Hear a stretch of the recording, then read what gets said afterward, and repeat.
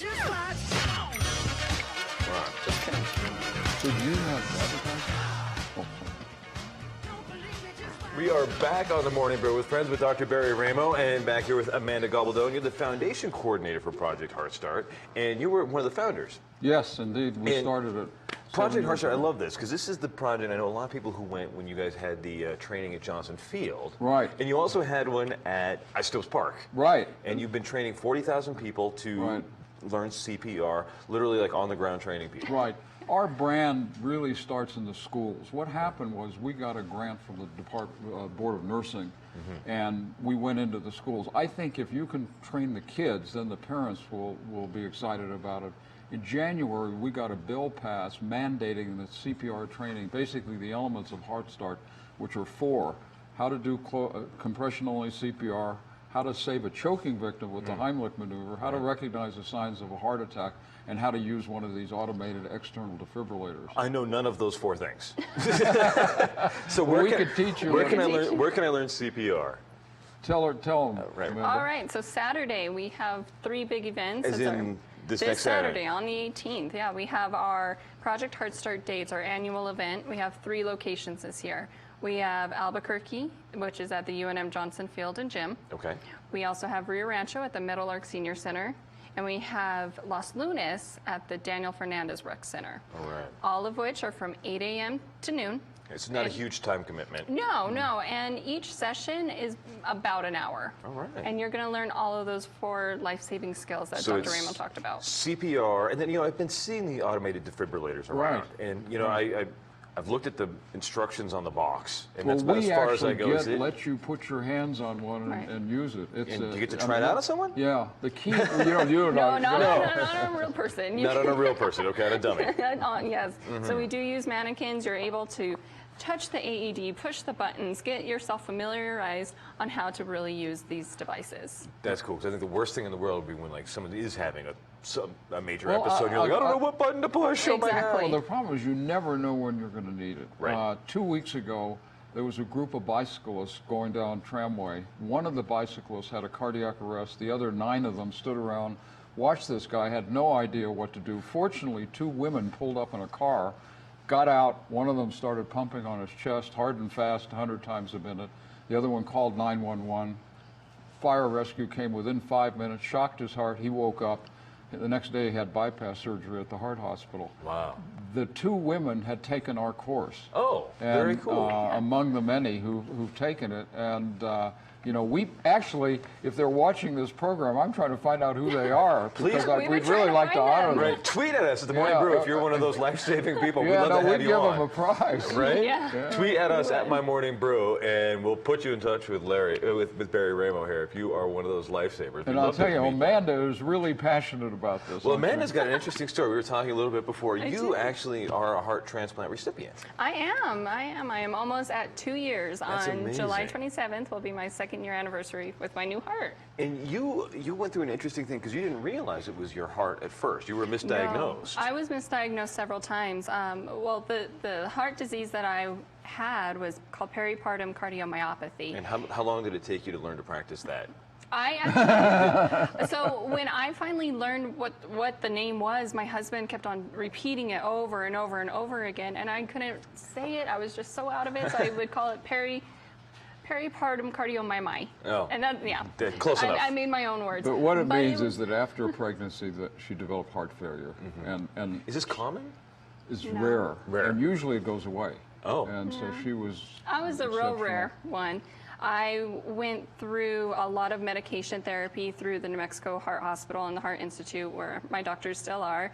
Unfortunately, New Mexico doesn't have the life-saving technologies yet that I required. So I was flown out to UCSD San Diego, where my parents live, thank goodness, and I received an artificial heart called an LVAD.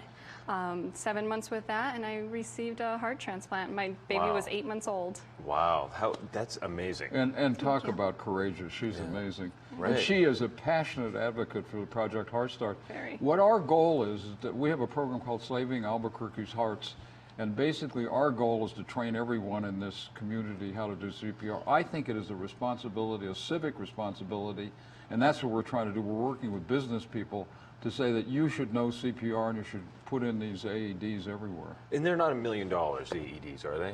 No, No. they're $1,000. They're $1,000. Yeah, right. And they're really easy to use once you just basically take Oh yeah, the quick training class. they're, I they're think it's very fair easy. to say they're idiot-proof. They are pretty Yeah, idiot-proof. yeah. I mean, as long as you turn the button on. Just hit the switch But and if go. people want to learn about this, they can go to our website, which Excellent. is projectheartstartnm.org. Excellent. And they can actually watch the video that Oh. I did with at Channel 7.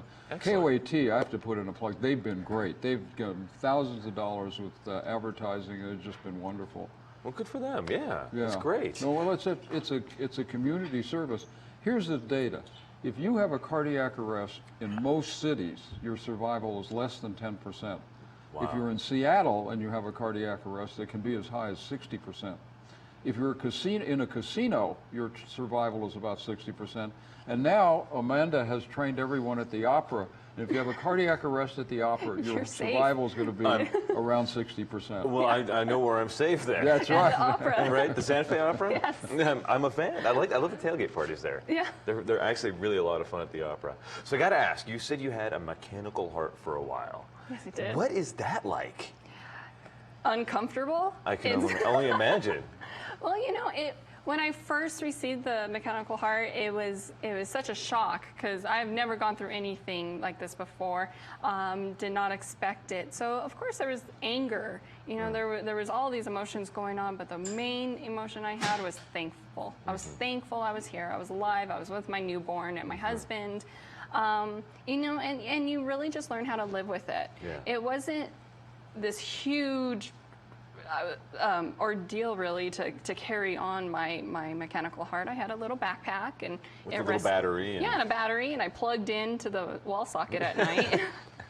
So it was kind of dehumanizing in that aspect, is that I knew I was being powered by batteries and electricity. But I was alive, and I worked at it, and I worked very, very hard. I didn't give up. I mean, I burnt my white flag long ago. So what did you do before you were the foundation coordinator for Project Heart Start? I actually worked with my husband with adults with developmental disabilities. So healthcare is nothing new to you. It's not new to me at all. No, I worked as a LPN and a surgical technician.